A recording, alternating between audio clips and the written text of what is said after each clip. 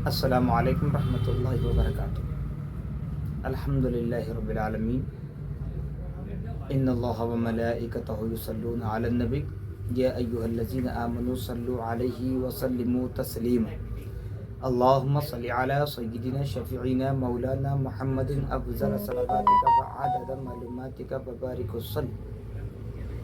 معزز ناظرین و سامعین محترم، الحمدللہ ثم الحمدللہ، اللہ رب العالمین کا بڑا ہی شکر احسان عظیم ہے کہ اللہ سبحانہ و تعالیٰ نے ہم اور آپ کو اس کائنات میں وجود بخشا، پھر نبی محمد الرسول اللہ صلی اللہ تعالیٰ علیہ وسلم کی امت بابرکت میں پیدا ہونے کا اعزاز بخشا۔ اللہ رب العالمین نے نبی محمد رسول اللہ صلی اللہ تعالیٰ علیہ وسلم پر جہاں نبوت و رسالت کا سلسلہ ختم فرمایا،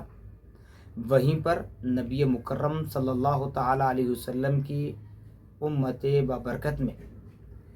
نبی کی ازواج مطہرات، نبی کے صحابہ، نبی کی اولاد امجاد، نبی کے اہل بیت اطہار، پھر اس کے بعد تابعین، تبع تابعین، مفسرین، محدثین، فقہاء، ائمہ اربع، سلاسل طریقت کے بانیان، پھر اسی طرح علماء، مشائخین، سادات اکرام کو اللہ رب العالمین نے پیدا فرمایا تاکہ کل صبح قیامت تک اللہ رب العالمین کا پیغام عام ہوتا رہے، اللہ تبارک و تعالیٰ کی تخلیق کا مقصد مکمل ہو، یعنی کہ بندگان خدا رب تبارک و تعالیٰ کی وحدانیت، اکتائیت، صمدیت، ربوبیت کو جان سکے۔ تو اسی انعام یافتگان یعنی اللہ رب العالمین کے محبوب بندوں میں ایک ولی کامل، عالم ربانی، شہزادہ فاروق اعظم حضرت شیخ الاسلام عارف باللہ امام محمد انوار اللہ فاروقی علیہ رحمۃ الرضوان، جو حیدرآباد کی سرزمین پر بھیجے گئے۔ ولادت آپ کی ناندیڑ ریاست مہاراشٹرا میں ہوئی۔ نسباً آپ امیر المومنین خلیفۃ المسلمین حضرت سیدنا عمر بن خطاب رضی اللہ تعالی عنہ کی 39ویں پشت میں آتے ہیں۔ پیارے آقا محمد رسول اللہ صلی اللہ تعالی علیہ وسلم کے دیار میں، حرمین شریفین کے احاطے میں رہنے کی بڑی آرزو تھی، بڑی تمنا تھی، لیکن نبی کون و مکان صلی اللہ تعالی علیہ وسلم نے آپ کو دوبارہ ہندوستان کی جانب بھیجا، بلکہ الحمدللہ ثم الحمدللہ اہل دکن بڑے خوش نصیب ہیں کہ اللہ کے رسول محمد رسول اللہ صلی اللہ تعالی علیہ وسلم نے حیدرآباد دکن کی طرف مراجعت کرنے کا حکم عطا فرمایا۔ اور یقیناً بڑی بات ہے، اعزاز کی ہمارے لیے، خوش نصیبی ہے ہمارے لیے کہ اس عظیم المرتبت شخصیت کو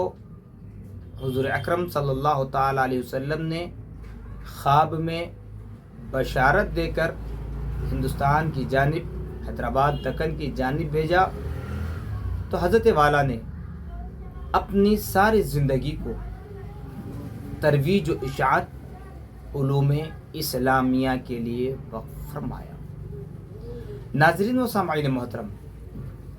آپ کوئی محتاج تعارف نہیں ہے، جبکہ آپ علیہ الرحمہ نے اپنے آپ کو چھپا کر رکھا، اپنے اداروں کو بلند فرمایا، اداروں کے کام کو بلند فرمایا۔ آپ نے جو کام کیے، الحمدللہ آپ کا وصال ہو کر 112 سال ہونے آ رہے ہیں۔